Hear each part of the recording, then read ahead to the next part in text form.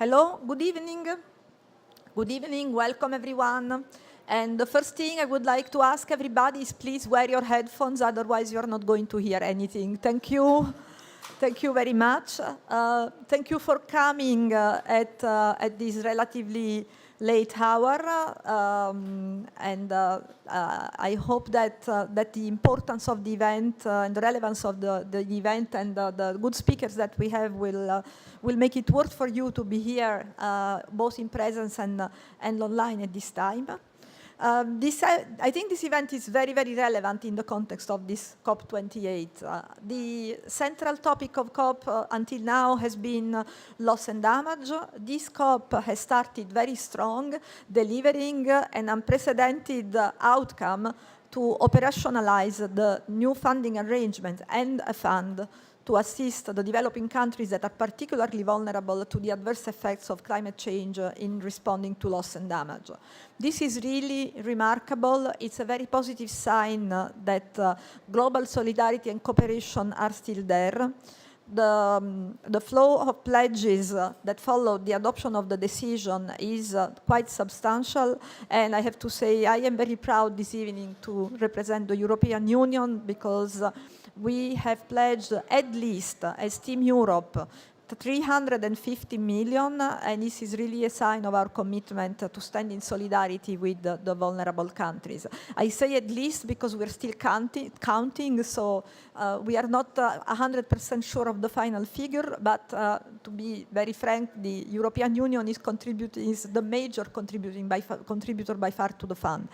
And we have to also be grateful to the UAE presidency that pitched in the fund and that also pushed, I think, all of us to deliver, and I can say we have delivered.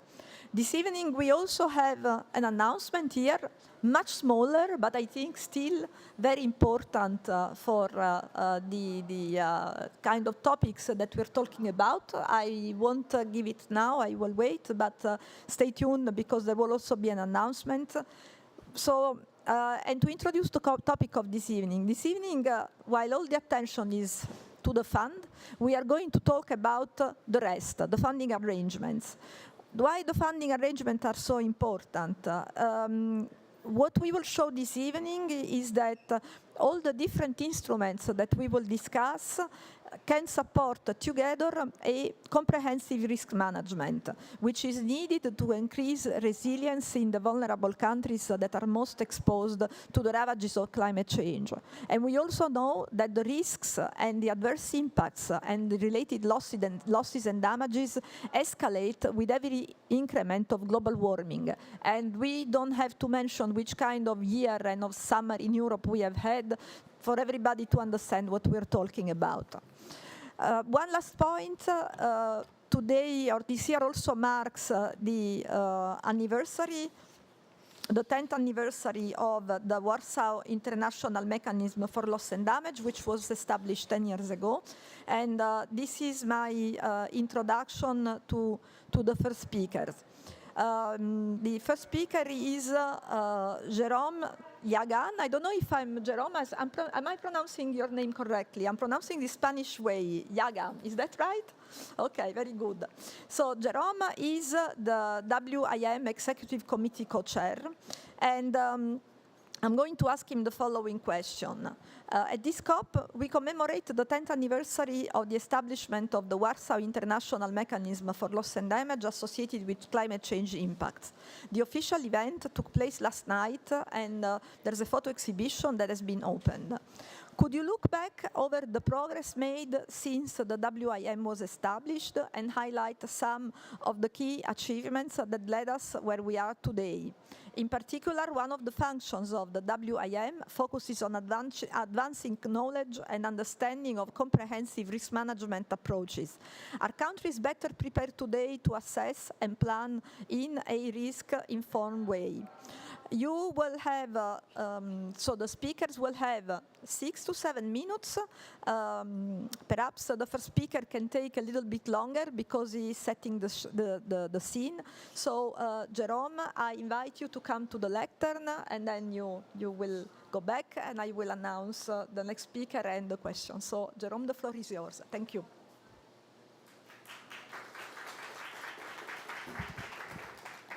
Thank you, Madam. Distinguished members of the panel, colleagues, friends, ladies and gentlemen, I would like to take this opportunity to thank our colleagues from the European Commission for organizing this timely dialogue and for inviting me to deliver the remarks as the co-chair of the executive committee that guides the implementation of the Warsaw International Mechanism.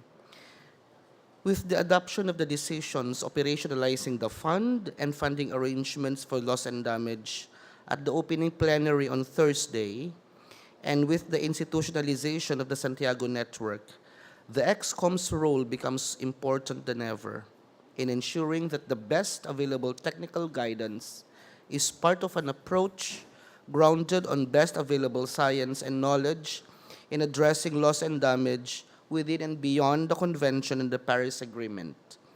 And I am convinced that in fulfilling its role, the ExCom can continue to count on our partners, and many of whom I see here today.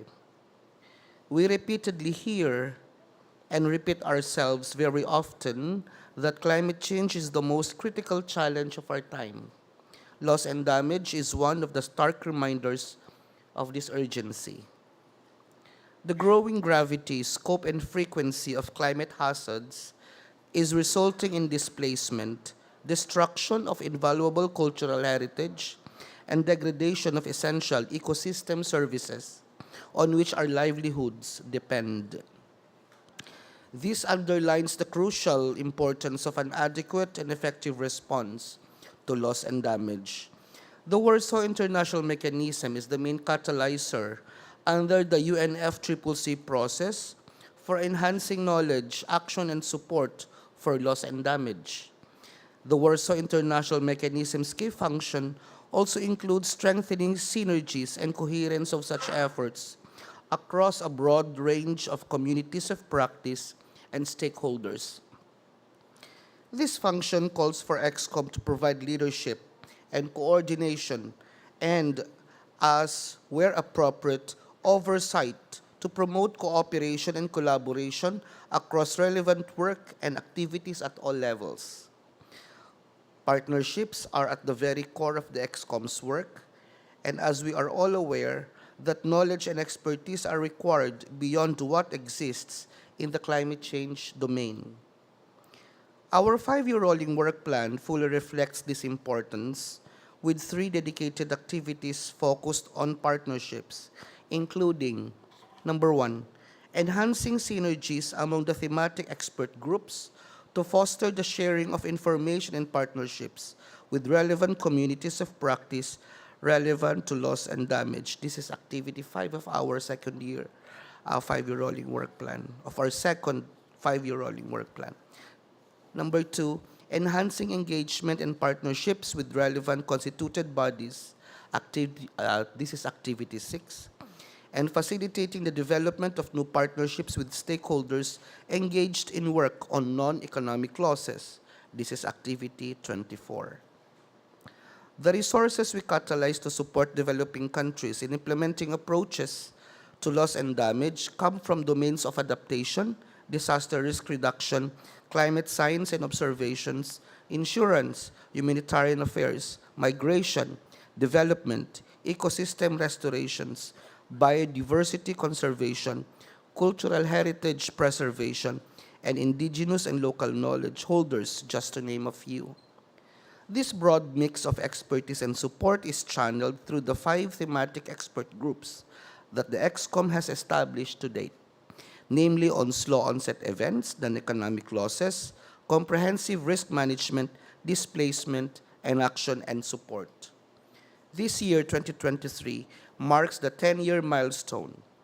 In the 10 years since its establishment, the Warsaw International Mechanism has contributed to 3 main paradigm shifts under the UNFCCC process. First, it catalyzed cross-disciplinary in ways that did not exist before, integrating many different disciplines under the same umbrella in dealing with challenges such as low onset events, non-economic losses, and displacement, but also in the context of comprehensive risk management in action and support, enabling a new discourse that got us to advance our knowledge on loss and damage. Second, it has enabled multiple stakeholders to take part in this new discourse, catalyzing the creation of an institutional setup that would not have been thought otherwise.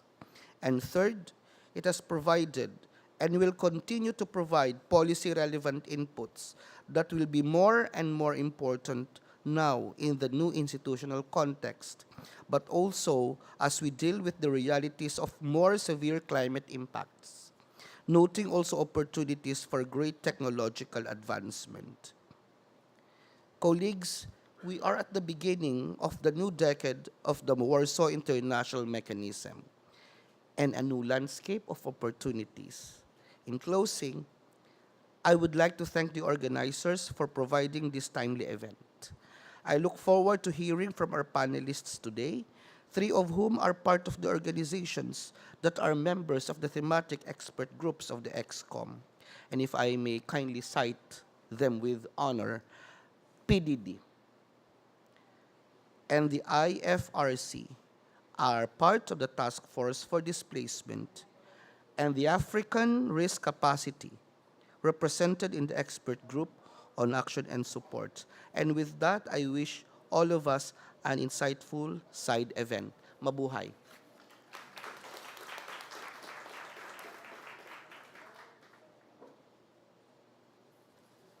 Thank you. Thank you, Jerome, in particular for pointing out the wealth of material, technical and knowledge products available to decision makers and practitioners within the Warsaw International Mechanism for Loss and Damage. So now we move on to the next speaker.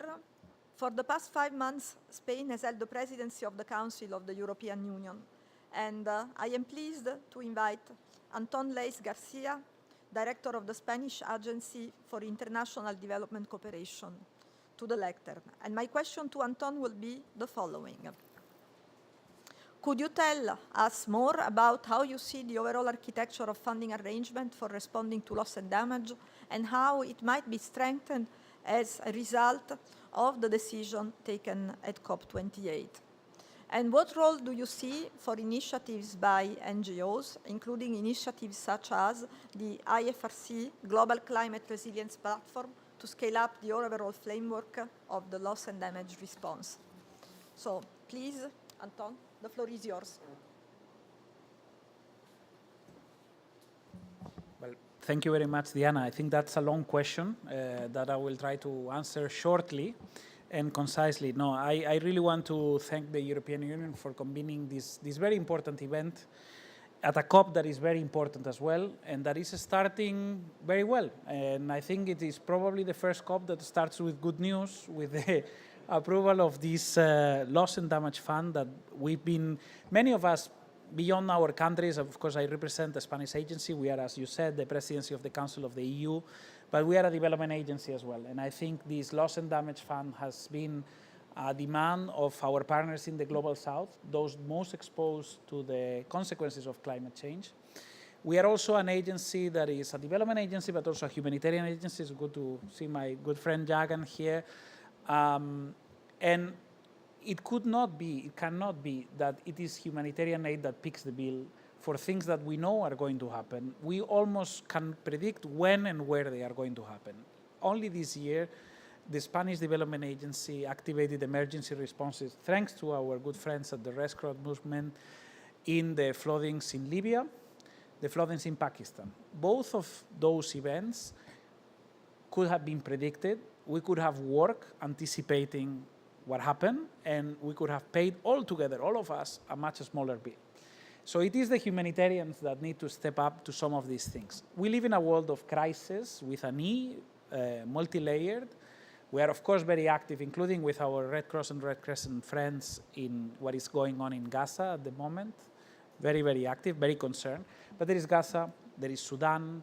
There are many man-made events over the world, wars, conflicts. Climate change is, of course, a man-made event itself, but it cannot be that that we have all these disjointed efforts to tackle this big crisis, which is climate change, and then react as firemen, firefighters when climate event happens in Libya, in wherever it is that it happens. We respond to conflicts also after the fact. We need more comprehensive responses, and I think that's what this COP is about, what this Loss and Damage Fund is about. It is, of course, needs to fit the overall architecture that we have, but it is really very welcome that we are becoming proactive of having a permanent, stable funding mechanism for losses and damages arising from climate change. So we are very happy to see this. We also want to see the same on the efforts on diplomacy to prevent conflicts. With Jagan and others, we are always talking about how it is that we go about the humanitarian funding gap. Well, the first point in any agenda to reduce the gap is to reduce the needs. So let's fight climate change, let's find answers, let's have anticipatory action, and when disasters do happen, let's have a quick funding mechanism, which is this one.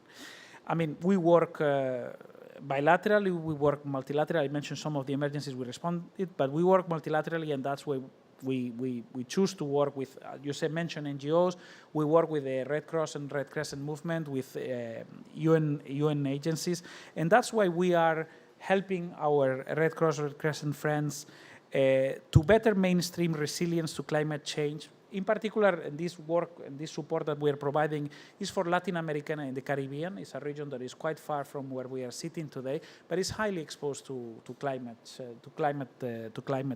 change and to climate events. It's highly vulnerable. And that's what we're trying to do with this support. This 1.5 million euros is to support the Red Crescent and Red Cross societies in developing and implementing resilient strategies and plans, which is one of the objectives of the Global Climate Resilient Platform for 2027. The project started very recently, a month ago, and will last for 2 years. And the idea is to apply community resilience development methodologies already consolidated through similar projects. IFRC has experience doing this, but we want to better integrate climate-smart disaster risk reduction into laws, regulations, plans, and policies. Why? Because we need to reduce the impact of these events. We need to anticipate it. We can anticipate it. We do anticipate them. There is El Niño. We know it's going to happen. We know it is going to, the areas that is going to hit. We can almost even now, actuarial studies, some insurance people in this room will be able to predict more or less how much it will cost. So the idea is to help our Red Cross friends to really incorporate this or help incorporate this into national laws, regulations, plans, and policies. It provides an entry point to integrate both anticipatory action and nature-based solutions. I had an event earlier today with indigenous peoples from the Amazonia. A lot of what we need to do is stuff that has been done for centuries by these people that know some of the most delicate, most fragile, and most valuable areas of the world. And incorporate these nature-based solutions into planning, ex-ante planning, and action at the local level, as well as into regulatory planning and legal frameworks at the national level, generating this nexus that we need between recovery and laying the foundations of a comprehensive and environmentally sustainable development of communities. So we want to help strengthen the knowledge and capacities of national Red Cross societies to build this resilience, to prepare and act early in the face of growing climate risks, integrating anticipatory action, early warning, and nature-based solutions. We are going to be supporting pilot projects in 2 countries, Colombia and the Dominican Republic, and we think this project is going to have more than 20,000 direct beneficiaries and over 108,000 indirect beneficiaries. So this is just an example, but I think with the good news that we have with loss and damage, with these efforts, we need to break the silos. We are facing a systemic crisis, conflicts, climate, inequalities, poverty, food security, and we need to break the silos. We need to go work across the nexus. Of course, doing humanitarian work is very precious, and we are seeing it in some parts of the world. Gaza, for instance, where abiding to international humanitarian law is so important. This is not optional. It is very important. And those of us doing both things, we know that when we venture into humanitarian work, there is some legal framework that we do not have when we do development work. But climate development and humanitarian work need to go side by side. We need to break those silos, and we need to break the silos as well between anticipation and response as well. We need to give comprehensive responses, and that's what we are here about. And I hope I stick to the 6 minutes, but your question was very long, so I had to be maybe a bit long in my answer. Sorry, thank you very much.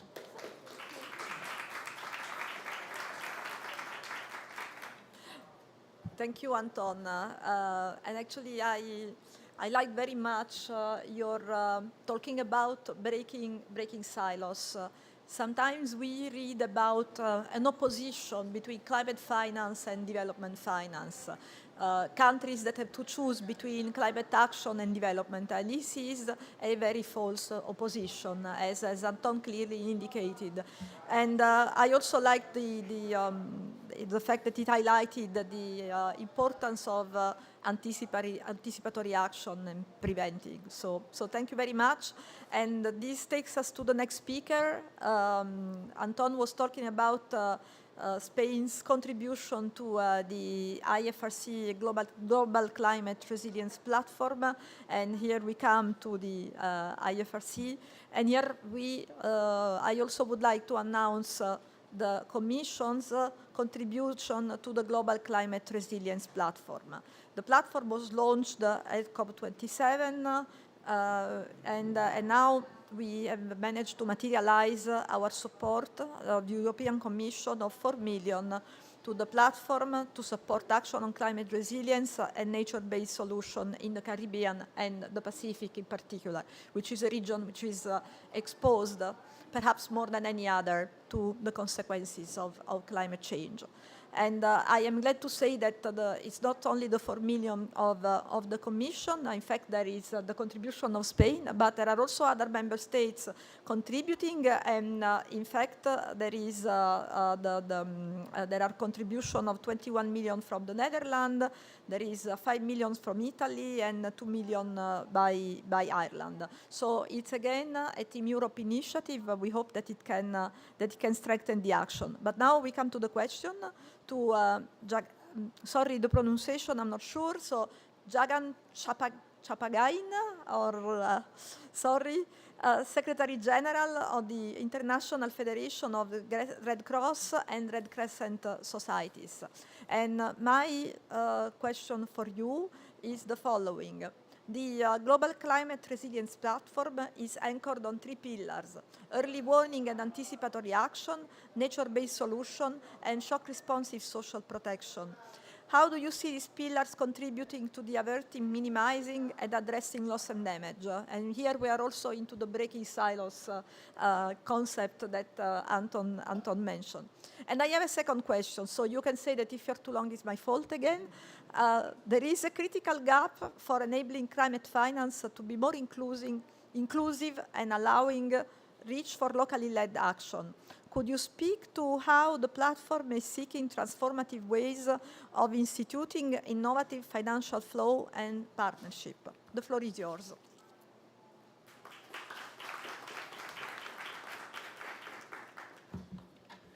Thank you. Thank you so much. I think I can answer both the questions at once because they are very, very interlinked. No, thank you. Thank you for organizing this, and thank you for colleagues who are here this late in the evening. I hope when you go back, you will have some food to eat, because that could be a bit of a challenge by the time you beat the traffic and reach the hotel. Also, I understand a lot of people are also joining online, so also really want to warmly welcome them. You know, and before I start, of course, the 2 announcements, thank you so much.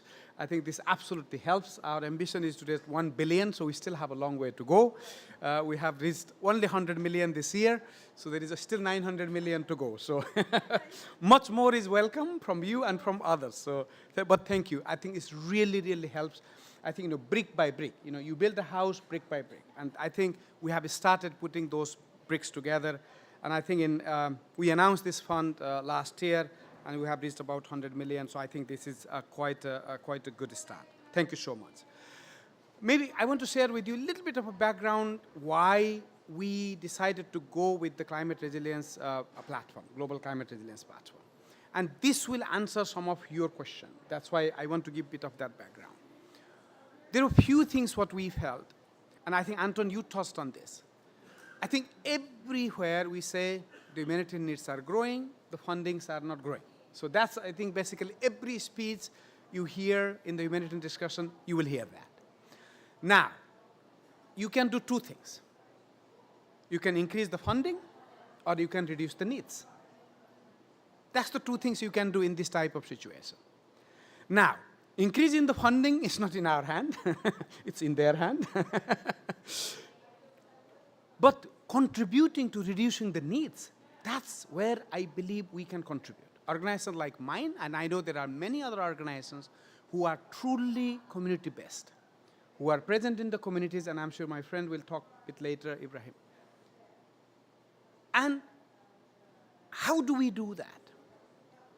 And the way you reduce the needs, or you reduce the impact of the crisis, is by actually investing on building the resilience at the community level.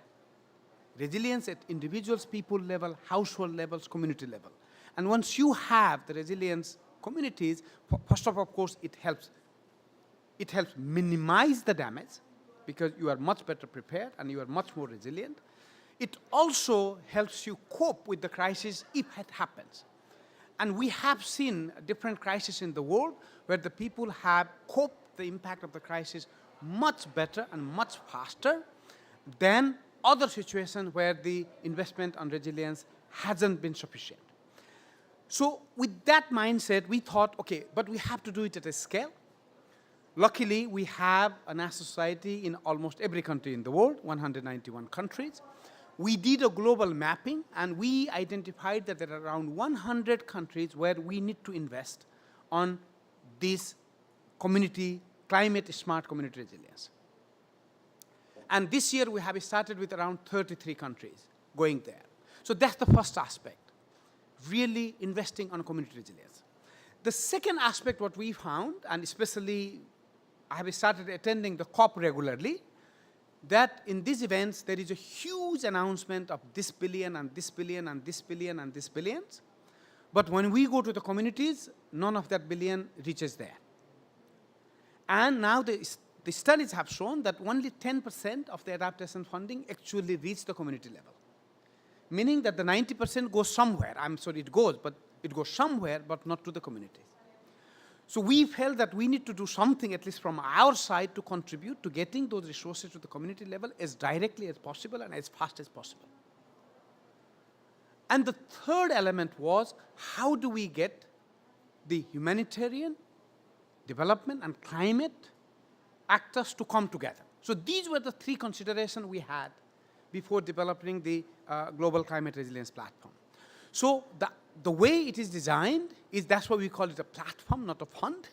You know, when you have a platform, different stream of funding can come. The humanitarian, development, climate funding can come. It can also be contributed by the government, by the private sector, by multilateral institutions, by financial institutions, by individuals who want to contribute. So this is how it is designed. And it is designed in such a way that there is no bureaucracy. There is no bureaucracy. There is no heavy mechanisms and complicated governance structure. And as you see, some of the funds we have requires 2-3 years for the local actors to actually access. And by the time you have accessed the funding, the ground realities have completely changed. So that's basically a very simple, effective mechanism. That's the first thing we have done. So providing a platform for humanitarian development and climate actors to come together. The second thing, the way it is designed is that any local Red Cross or Red Crescent branches want to do a climate-smart resilience activities, the funding gets channeled directly to the national societies. Nobody in between the layers and layers of getting the funding through.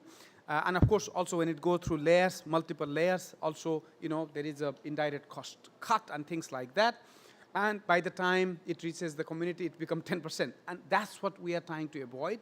The funding goes directly to the national society, and the national societies, with their branches, actually implement it. So I think the 3 pillars we have designed is the early warning and anticipatory action. I think that absolutely contributes to the goal of the loss and damage. You know, that it sort of minimize and address some of the issues.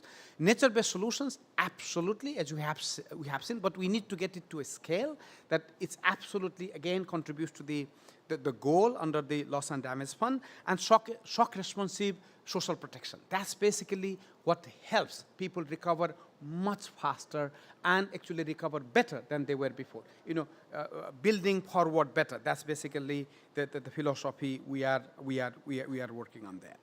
So, colleagues, that's basically the design behind the Global Climate Resilience Platform. Connect humanitarian development and the climate.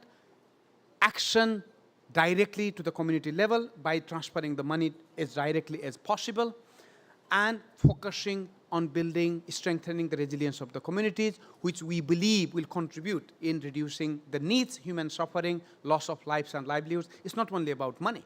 Actually, you prevent the loss of life, and you actually minimizes the loss of livelihoods. And we are absolutely committed moving forward.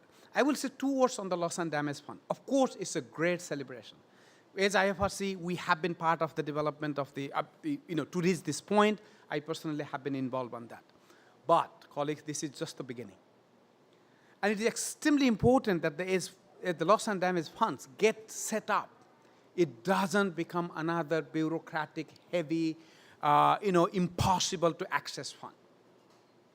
We need to design a governance in a way that it has access to the local communities, the indigenous communities, the people who are mostly impacted should have a say in decision making.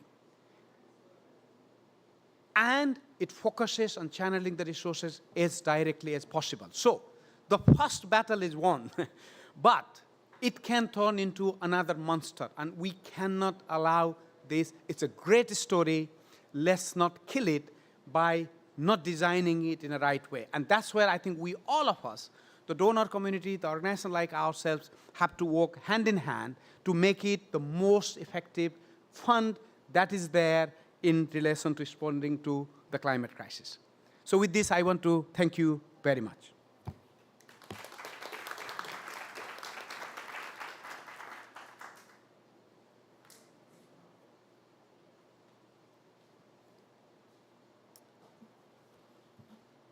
Thank you. Thank you. And from your intervention, I am keeping a few key words, and one of them is community. Indeed, your organization has the great, I would say, the great plus, and this is one of the reasons why we're supporting it, of being very close to communities. And this is linked to the issue of accessibility.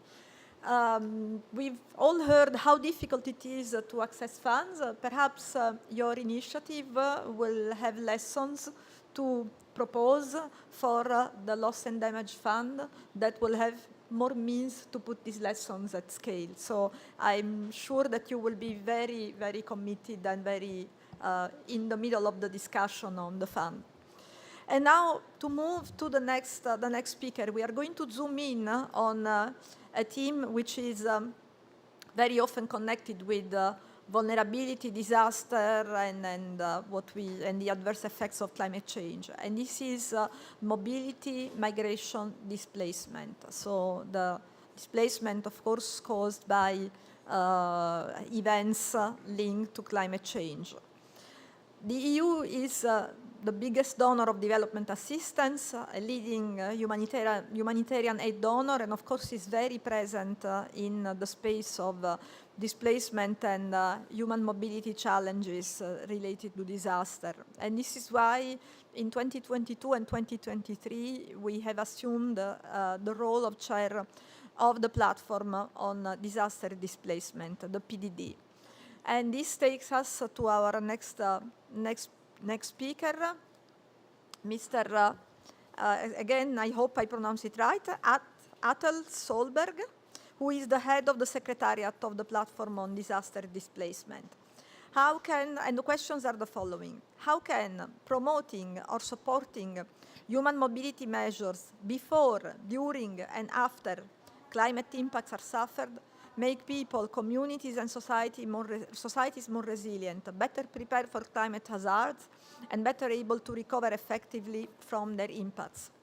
And the second question is linked to the end of the EU being the chair of the PDD. So could you please reflect on the major developments, achievements, and challenges in this space during the months of the European Union chairpersonship?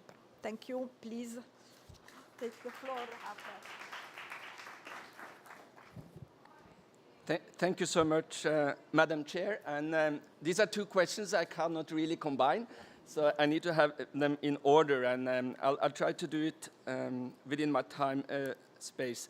So I'm going to talk about another platform on disaster displacement, which is a state-led initiative set up to primarily enhance the protection of people displaced in the context of disasters and adverse effects of climate change.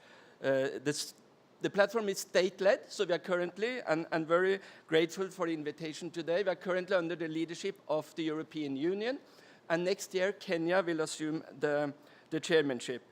And I was thinking a little how to introduce this, and starting a little from Jerome and the 10 years anniversary of the Warsaw International Mechanism, is to just recall that 10 years ago, it wasn't evident that if you worked on displacement or disaster displacement, that a conference of the parties would be the place to be. I remember one of my first climate conferences in Bonn, June 2013, and I was essentially asked, why are you here? You deal with humanitarian and protection issues, which is something you normally deal with in Geneva, with the High Commissioner for Refugees, IOM, and IFRC. And this was even though in 2010 the parties had recognized the link between climate change and displacement in the Cancun adaptation framework. And we all know that in December 2013 we got the Warsaw International Mechanism for loss and damage. But it wasn't evident at that time that displacement was important to discuss at the Conference of the Parties. But I just want to make no mistake, it is essentially and it's important. And we normally say that why do we go to the Conference of the Parties? It's on one side, mitigation. The single most important thing you can do to reduce the risk of displacement is to reduce greenhouse gas emissions. So we really need to come together to what really matters for the risk of being displaced. That is to reduce greenhouse gas emissions. We also have adaptation as an important tool to support resilience. And that can allow people to stay in places where they would like to stay and make a choice rather than a necessity. But we could also look at mobility through an adaptation lens, that people can move as an adaptive measure. We can embark on planned relocation and migration as an adaptive measures. And finally, unfortunately, we see more and more loss and damage and more displacement. So sadly, we will be probably having to go to more COPs and work around the issues on loss and damage. I wanted to mention that I'm also part of the task force on displacement under the Warsaw International Mechanism, and congratulating Jerome and the co-chairs for the great leadership of that work. The sad news is also that displacement will increase due to the adverse effect of climate change. We know that from the IPCC. We do have numbers every year that are growing. So we need to prepare for more displacement in the future. And we are also, in the context of this event and the last couple of days, very excited that the different wings of the Warsaw International Mechanisms are now coming together. So you have the technical side, the Santiago network, you now have the financing side through the fund, and you have always had the leadership, the political wing of the executive committee. So we have a setup which will be an opportunity to work as we go forward. Just a few messages for us to think about why displacement is important in a loss and damage discussion. First of all, displacement is an indicator that loss and damage has happened. Displacement is very often an act or a result of last resort. These are people facing insurmountable risks or harm. So displacement can be seen as an indicator that loss and damage has happened. Not always, and not everything is about climate change. We know that it's multi-causal, but look at it as an indicator of loss and damage. It's secondly, a loss and damage in itself. The moment people are displaced, they may have their rights violated or harmed. They may lose livelihood, their houses, and their settlements. So displacement needs to be seen as loss and damage in itself, both a non-economic and an economic loss and damage. And finally, and this is also part of the bad news, displacement can be a driver of further loss and damage. So you're displaced, and we know that people are vulnerable. So again, the link between displacement, loss and damage suggests that we have to work very hard in this space, as well as in other space, in Geneva and elsewhere. If you think a little around, how am I doing on time? It's blocked, so So think about the language within the loss and damage discussion about averting, minimizing, and addressing loss and damage. And there is something around displacement and mobility under each of these labels. So when you want to avert displacement or avert loss and damage, it's back to what I said about the role of mitigation and really deal with the root causes. But it's also about planning movement and reducing the risk of community with direct action.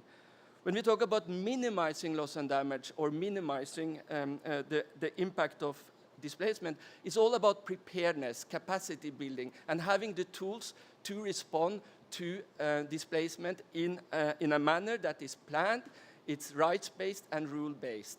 Evacuation can be life-saving. Evacuation can be a good thing that can save lives, but we have to have the tools and the policies in place.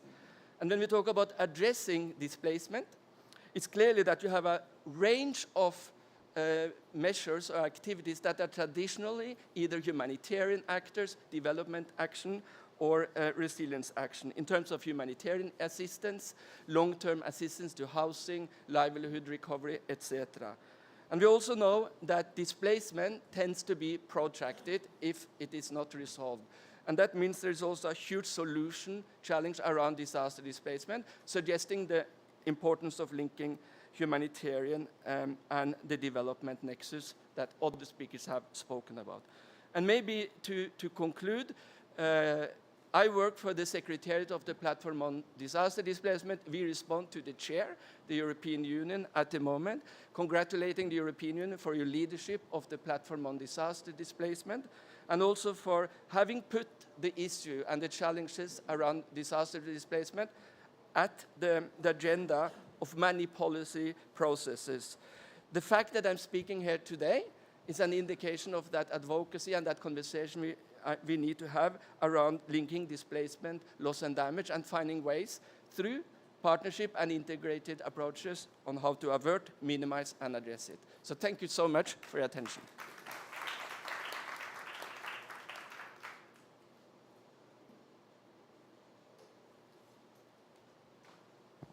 Thank you very much, Atel, for reminding us that mitigation is the most powerful form of preventing loss and damage. And I can only hope that this COP is going to be as successful on mitigation as it has been with the establishment of the fund.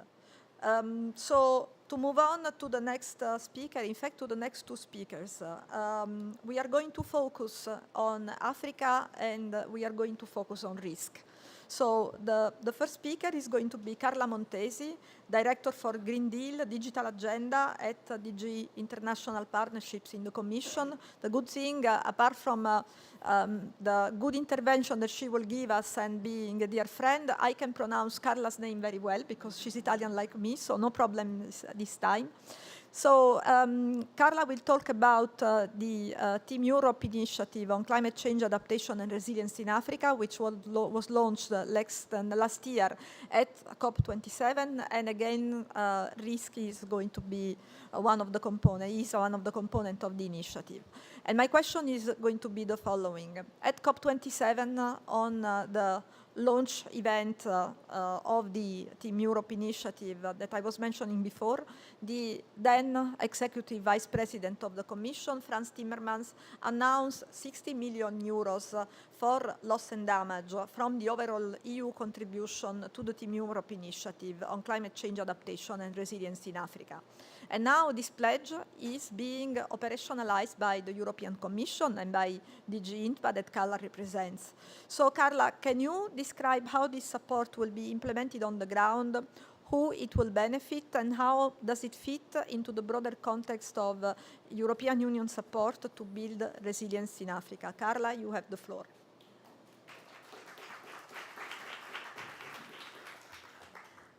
Many, many thanks, Diana, for the question. We start with the billion and we continue to talk in this direction. And it's very important for us to illustrate how some promise that we have made as European Union last year, we are reality being implemented. And allow me just to remind that at the COP last year, we launched a big Team Europe initiative. When we say Team Europe, is European institution plus its member state plus the European financial development institutions.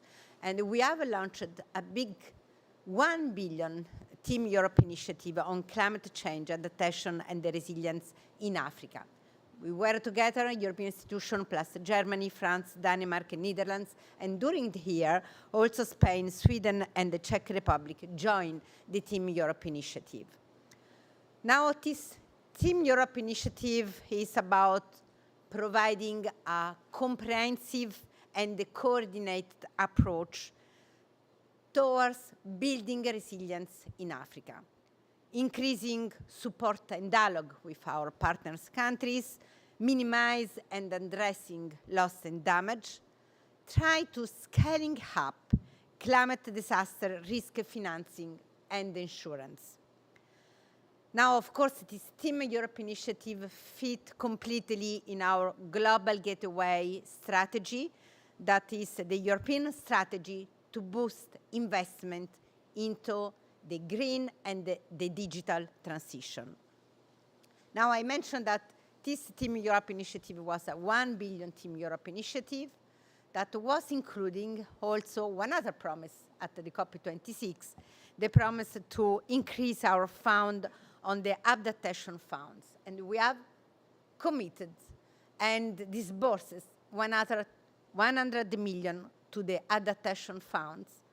And with this new amount, the European Union and its member states are together the biggest contributor to the adaptation fund, with more than 360 million to adaptation funds. Now, this Team Europe initiative has 4 main pillars for interventions. One is everything that concerns the collection, the aggregation, the analysis of risk and asset data. That is very important when we talk about loss and damage. The second pillar is about strengthening policy, governance, and the risk-informed decision. It's the pillar that allows us to join the early warning for all initiative launched by the UN. The third pillar is about scaling up finance for adoption projects, increasing resilience and reducing climate risk. And the fourth pillar is about protecting vulnerable population via increasing insurance penetration and the coverage and the climate DRR finance. Now, immediately after the COP last year, as Diana was mentioning, our Vice President immediately committed the first 60 million, saying we engaged ourselves to immediately put in place this first 60 million. And in fact, I can say that we have walked the talk, because we are able today to say that this 60 million promise were committed immediately this year. We have providing 30 million to participate to the Global Shield Solution Platform. That is one of the main financial vehicles of the Global Shield Initiative against climate risk that was launched last year at the COP27. This, of course, will provide partner country support to enhance climate risk assessment and develop tailored financial solutions for each country.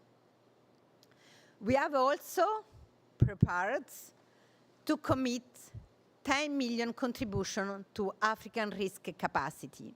I will not explain more because my dear friend, Mr. Diong, the CEO of African Risk Capacity, will now delve into these 10 million in a moment to explain how we will use these contributions. And we have committed the remaining 20 million in one Africa-European Space Partnership Program, because also working with space, it's essential when we want to talk about reducing and mitigate risk. So this was about funding arrangement for what is today the loss and damage funds. And allow me to say that really we walk the talks, and allow me also to take this opportunity to join what was just mentioned by other members of this panel, that we really hope that we will be able to implement as fast as possible these new funds, allowing us to put in place a governance that will be an easy governance and that will allow us to immediately translate all the funds that we have promised today, that are for European Union, once again, more than 315, at least at this stage, billion, in reality to translate these new funds into concrete action to the benefit of the most vulnerable people. Many thanks.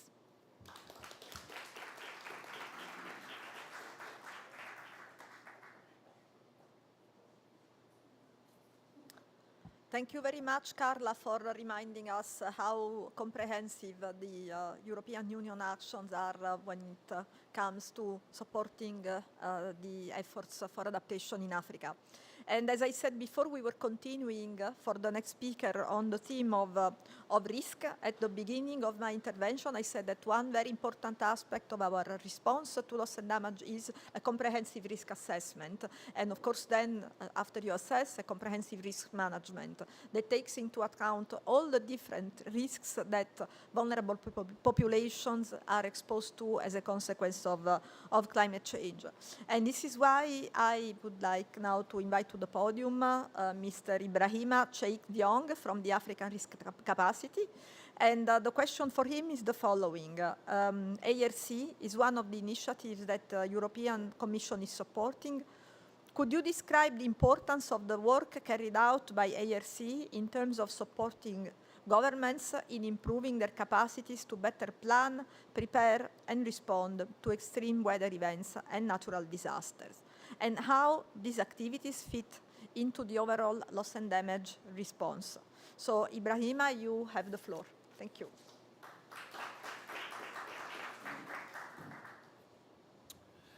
Well, the nice thing about being the last person to speak, I agree with everything's been said before me, and particularly the statement coming from Carla about the 10 million to African risk capacity.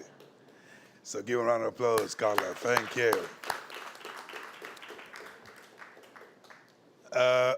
It is by just looking at the title of our topic, the two words that actually jump out, and that's partnership and integrated approaches.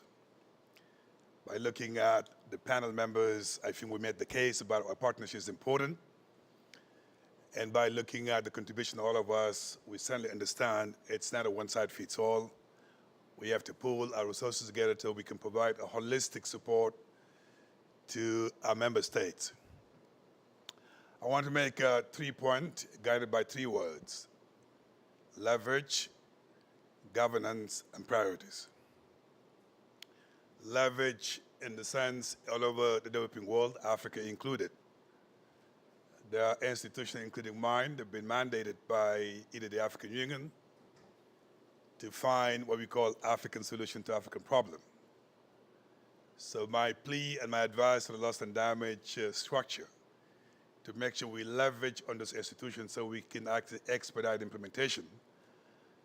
We've been doing it for 10 years and 15 years. Additional resources should certainly be channeled by looking at this institution. We've done it successfully so that we can save some time. And I have no doubt with the work we're doing with the European Union, that leverage will be the guiding factor in the way we actually implement additional resources.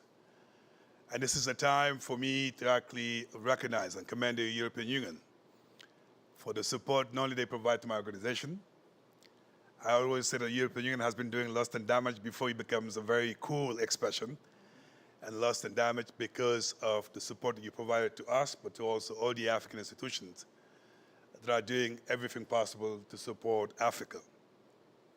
It's also important to underscore the loss and damage is not about just losing infrastructures. It's about losing life and livelihood. There's a human face to loss and damage that doesn't get talked about quite often, but that should be guiding our intervention, because ultimately across Africa, lives are being lost, livelihood are being affected. So therefore, our intervention in the short run will save the life of many Africans, and that should be inspiring us and guiding our intervention in the way that we can demonstrate that we're actually being impactful and reducing the impact of climate change across Africa.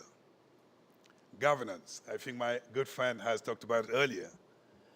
As much as we can celebrate getting billions of dollars, but if they don't actually are accessible, they're available and affordable to those who need them, it may be the headlines of the billions, but doesn't get to where it's needed.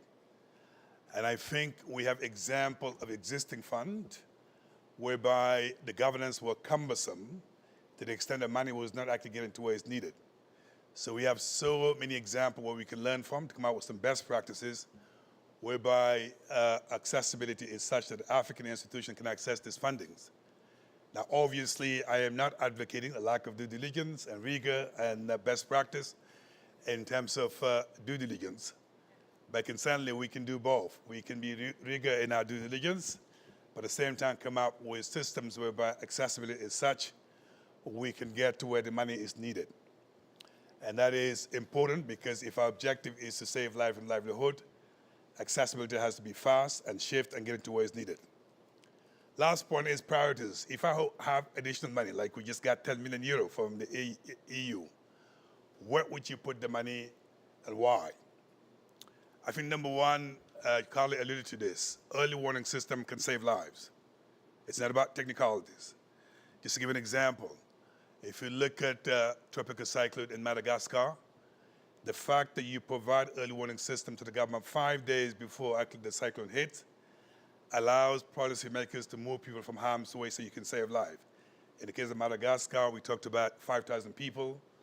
And also in case of flood across Africa, we've lost life that could have been saved if we provided early warning system to where it needed. So my first plea in terms of additional resources, how do we actually mainstream early warning system? How do we make sure government take risk profiling more seriously so they can use that information to make informed decisions? And that would be where I put a lot of money, because that's the starting point. I think second, within many African governments, the capacities to deal with disaster management is not embedded in public policies. In other words, there is no contingency planning. To the extent that actually most of the disasters, when they happen, almost come as a surprise. And you see within government a lack of coordination, lack of reactiveness, proactiveness. I think the money should also go into building those capacities so the Africans can do it themselves, as opposed to relying to the international community to do so. Third, rapid response, it's important in saving lives. Now, insurance is obviously the best way to provide additional resources to helping government to deal with a kind of disaster, whether it's drought, tropical cyclone, or flood.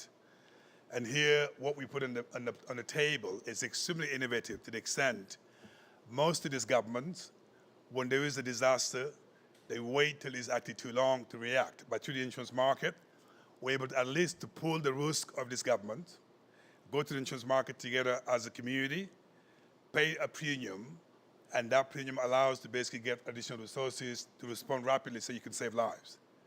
The challenge of that model is the affordability of premium. It's such that government may not be able to actually pay the premium because they have other priorities. Now, luckily, with our partners, able to provide subsidies where needed, so the government can basically be able to afford the premium. Now, the danger of subsidies, you don't want to depend on this endlessly. It may actually provide the impetus for government to see the benefit, with the hope that in the long run, government will actually pay their own premium out of their own government. And that's when you can claim success, that at least we're able to actually create the conditions for insurance to be part of the solutions. Let me also underscore, insurance is not the only answer. Social protections, solidarity fund, contingency funding. These are other instruments that you can deploy if insurance is not the answer to responding to disasters across Africa. So all these instruments could be leveraged and deployed where necessary so we can actually support the countries that need them.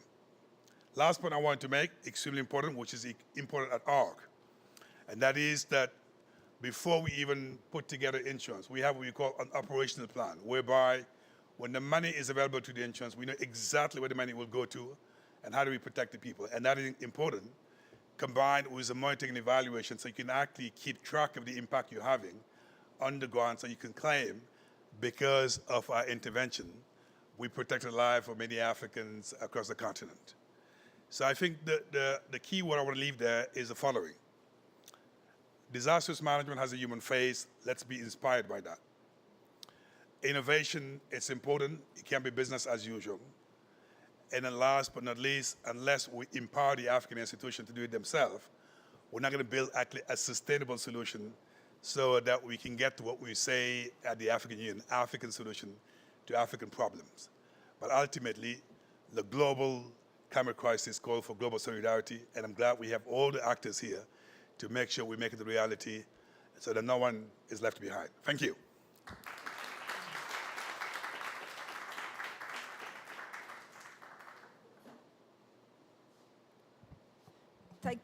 Thank you very much, Ibrahima. And from your intervention, I'm really grateful that you reminded all of us the human suffering which is behind the whole discussion that we're having on loss and damage. Because sometimes we are there arguing on, I don't know how exactly you define vulnerability, but well, behind that there are people who are dying, who are being displaced, who are losing everything that they have, and this should be a guiding light for our action.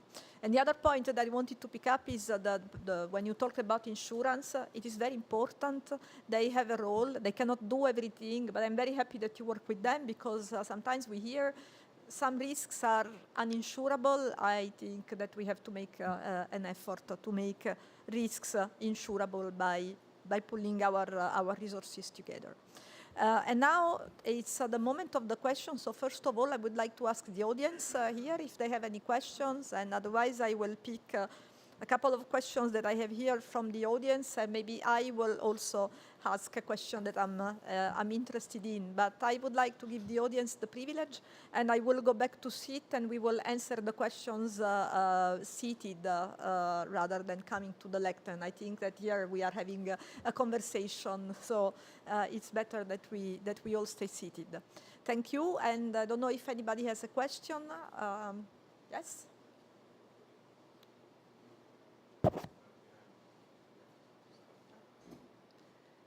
Thank you very much. I am Carmen Marquez, and a European Climate Pact Ambassador, and I used to work for the European institutions before, as Carla Montesi knows.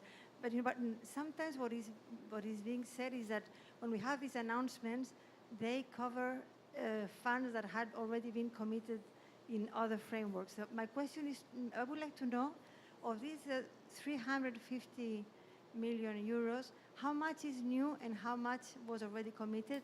And how do you divide these funds in terms of EU member states and European institutions?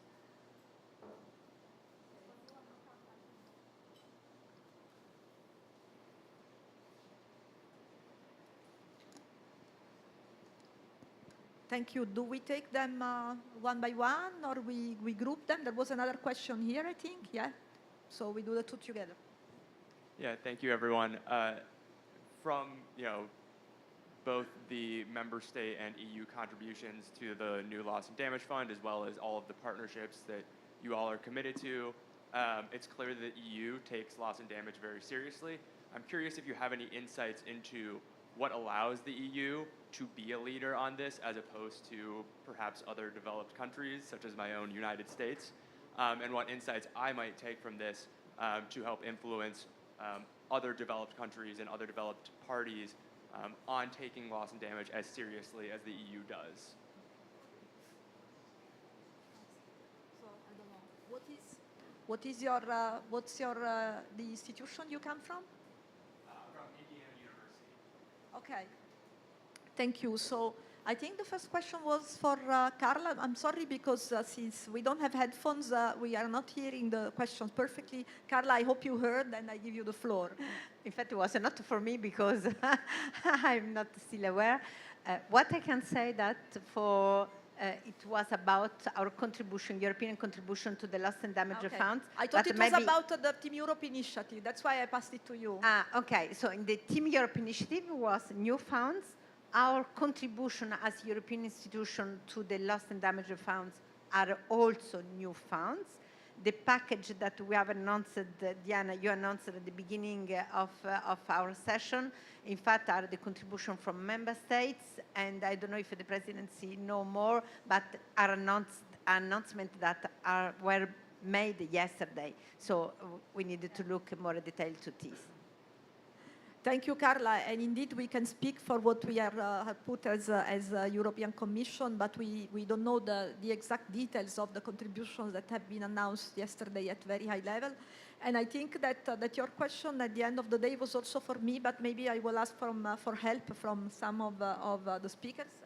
Okay.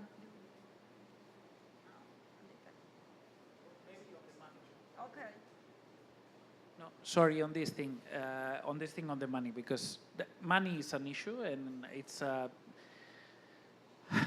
I would say it's a symptom of a broader issue. Is like we have so many competing needs everywhere. Like there is the climate crisis. We are just overcoming a pandemic. We do not want to lose the momentum on another dear topic to Jagan and us, like which is global health as well. Our Prime Minister announced yesterday 20 million counted here. Which is, of course, is additional. It is new funding for this. We have tripled our climate finance over the last 3 years, and this year only we approved 160 million in loans that compute as not just as ODA, but also as climate finance. But more generally, I would raise the issue is, yes, there are many pledges, many announcements made day after day, but money is not unlimited. And I think I want to stress the words on limiting the size of the problem, because we can, in the end, it is the same taxpayers that are like supporting like all of this. And the other point, and I think that's where the insurance sector and the financial markets come in, ODA as a whole is $200 billion a year. The SDG needs, and that does not take into account all the emergencies and the crisis that we get, is 4 billion, the gap that we have on a yearly basis. So even if all countries committed to 0.7 by 2030, and we have an ambitious law, and we're increasing our budgets, that would still be 1/10 of what we need to finance the SDGs. And that does not include, of course, the increased climate needs that will come in. So we have a funding problem. We do have a funding problem. Thank you. And in fact, if I may comment on your intervention, because we have now made the pledges to the Loss and Damage Fund, and they are a very, very good thing, and we hope that they can be the seed that we plant for a much wider intervention, including also all the funding arrangements, because they are very important. I think one of the speakers said either we prevent or we have to put more money, and I hope that the whole constellation of the funding arrangement can indeed help us prevent. But perhaps I may slightly disagree with you on that there is no money. In fact, there is money, but there is not enough money in the public coffers. So you mentioned the SDG, and when I see all the funds that are needed for the energy transition, for example, we are also talking about something like 4 to 6 trillions per year or something like that. So, but the question is not that the funds are not there. The question is that the funds are not going to the right places, and that we have to become much better with our public finance at mobilizing public funds for the whole of the climate finance and the transition, because the public budgets will never be able to cover the needs. Yes, in the public budget we have not enough money, but there are the banks and there is the private sector, and there are a lot of money around the world to invest. The question is to orient them away from the bad investments and towards the good ones. But I just want to quickly address your question, because I think that that's mostly for me, but I'm happy to give the floor to any of the panelists that wants to. How we convince other developed countries? Very good question. We hope that we will be able to lead by example, by showing the way. And what we have just said in the panel about accessibility and effectiveness on the fund will be crucial to convince other donors that want to see that they have good value for their money. So what we are doing during the next year is going to be crucial. If the next year is spent arguing on the details of the architecture of the fund, probably it will not find a lot of other donors. If the fund shows that it can mobilize actions on the ground that are effective and can also be catalyzer of other actions around it, then the donors will find it very attractive, because they will see that they are getting very good value for their money. So let's see what happens, and I hope that the second possibility will materialize. We have still 10 minutes, so if you bear with us. Are there other questions from the floor? On the screen. Okay, go ahead. Go ahead, then I'll ask my question. On the screen, can we? Yeah, no, but do you? Okay. But you want to It's ask open, the yes. questions, right?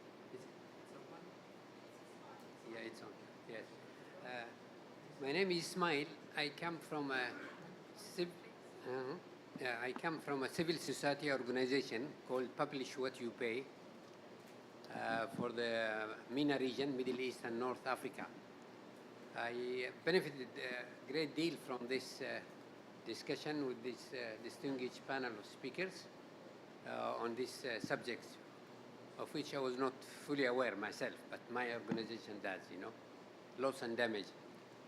I see that you really put great emphasis on the fact that such support and assistance should go really at the last end to the benefiters, really emphasizing on the community. Do you see a role where the civil society organization like mine could play a role here? As you know, we are well established in Africa, in Latin America, and in the Middle East, we are ready to get in and be more and more involved, As you know, the origin of Publish What You Pay was the contrary. We were mostly interested to deal with how the oil sector and the gas sector will benefit the people, but now, of course, we have to change and adapt to the new circumstances of the climate change, which is now impacting the whole world and the humanity. Thank you very much. Thank you very much for your question. Who wants to answer? No, go ahead. Yeah. Well, I wanted to address two additional questions before I came to yours very quickly. One question was, what are we trying to cover in terms of the insurance in Africa? And it's threefold. It's government, humanitarian, and small farmers.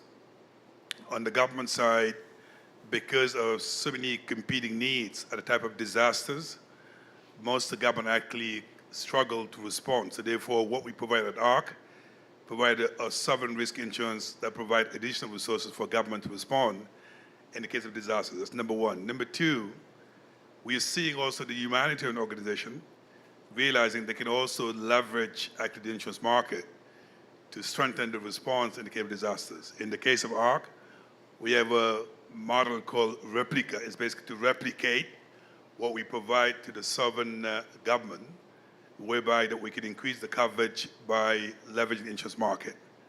The last one we're looking at is basically the small farmers, whereby we meso and micro insurance. You can also protect them from climate change. The three combined provide your word the integrated approaches, holistic approaches supporting African countries.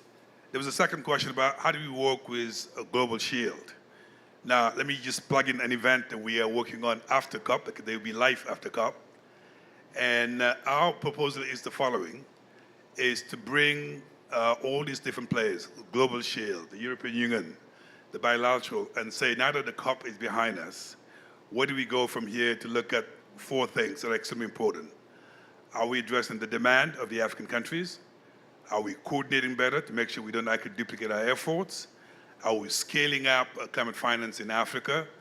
And more importantly, are we collaborating with government and the civil society to make sure we respond? And I hope, as I mentioned to the EU before, that is the type of event we need to think about when we're here, not after, so that we can sit down and see where do we go from there to make sure money goes from A to Z, and A being from here, and Z being Africa. To your last question, obviously, what we do is about protecting the most vulnerable. And when you talk about the most vulnerable, civil society and communities come to play. So I would love to work with you and making sure we do the right thing so money goes to where protection is needed, so no one is left behind. Thank you. I'll try to address two questions. One was online question addressed directly to IFRC around, now the loss and damage fund has been done, so will it start paying for the anticipatory action? As I was mentioning earlier, the fund has just been established. There is still no mechanism to disperse the funding. So I think this is a message I think we all need to understand, that fund has been established, the mechanism has not been. There is not even a permanent host agreed. The agreement has been that World Bank will host it temporarily. So there is some very important work to be done in coming weeks and months. And as we mentioned earlier, I think if we can operationalize it without making it heavy and bureaucratic and start getting resources to the community actor like yourself, that's where the credibility of the fund will come and more donors would want to put the resources. So that's why I think the next few months would be extremely, extremely important. And of course, as I foresee, with our experience, would be very, very happy to contribute to World Bank and others to set it up very quickly. We have two funds, we manage it without bureaucracy. So we know, we have done it, and we can help establish that. On the second question, I think it was from was it Indiana University? I think, I don't have a direct answer. I'm not a European government, although I'm based in Geneva. But one thing I feel extremely important, because in some countries, the climate debate is so political and divisive issue still, which it should not be, but it still is. And I think part of the US, I think it still is. Because a lot of debates is around 1.5 degrees or 2 degrees or this or that. So I think it becomes very scientific and technical discussions, and that's where the political polarization comes. I think one of our key messages has been that if we can turn the climate discussion into how it is impacting people's day-to-day life, and take the politics out to the extent possible. And we have seen few very direct impact on people. One is food, one is water, one is health, and fourth is energy. The energy becomes a bit political, but the other three cannot be political. I think if we can connect the climate debate into the day-to-day lives of the people, I think then you will have a bottom-up pressure on the politicians to actually take the right decisions. And maybe that could be the way, as Indiana University, you can turn this into a people's issue and put pressure on your congressmen and senators to take the right decision. Thank you. Thank you very much. And I give the floor now to Jerome to answer his question from the audience and to give us a last word, since Jerome is, after all, the one that keeps us all together somehow. Thank you so much, and it's a distinct honor to be here. Now, on to your question, sir.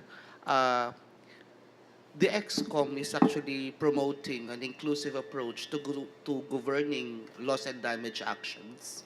And I am delighted to hear insights, brilliant insights from the distinguished panel tonight, but I'd like to point out that there's a mechanism in the loss and damage context on the national focal points. National focal points are mandated to steer actions on the ground and to coordinate with the Secretariat, perhaps on possible information, feedback, needs, and that's why we have set up a very good information platform on the works of WIM-EXCOM. We have expert groups where civil society organizations can touch base with.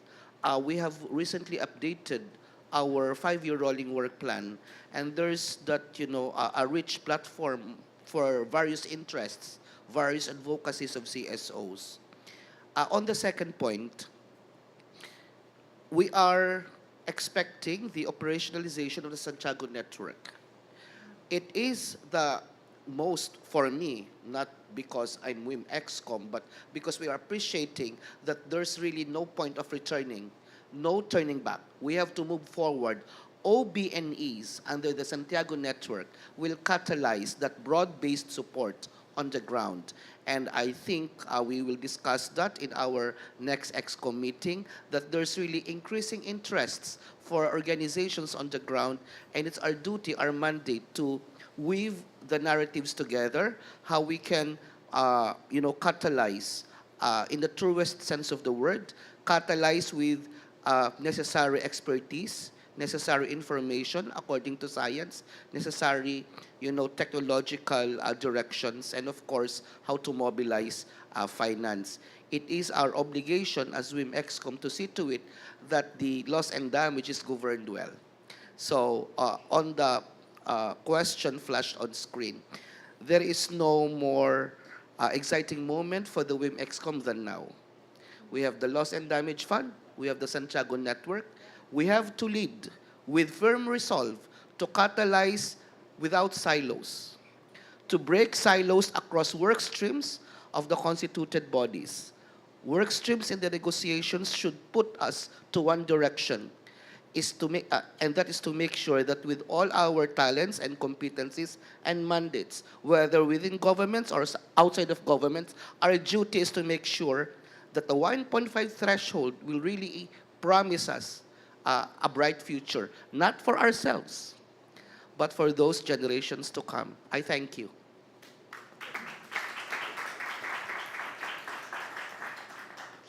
Thank you very much, Jerome, for these last words. You've said it so well that I don't have anything to add.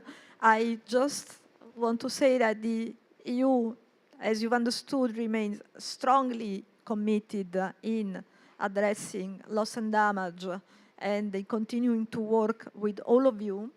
I am really grateful not only that you came to this event, but most of all, I am grateful that your respective organizations are working with us and that are giving a very strong contribution to alleviate the pain, the suffering of a lot of people that are suffering from climate change. So thanks a lot for everything that you do, and I am sure that with partners like you engaged in this space, we have a good chance for the success of the Loss and Damage Fund, of the funding arrangement, and of our climate action in general. Thanks a lot and have a good evening.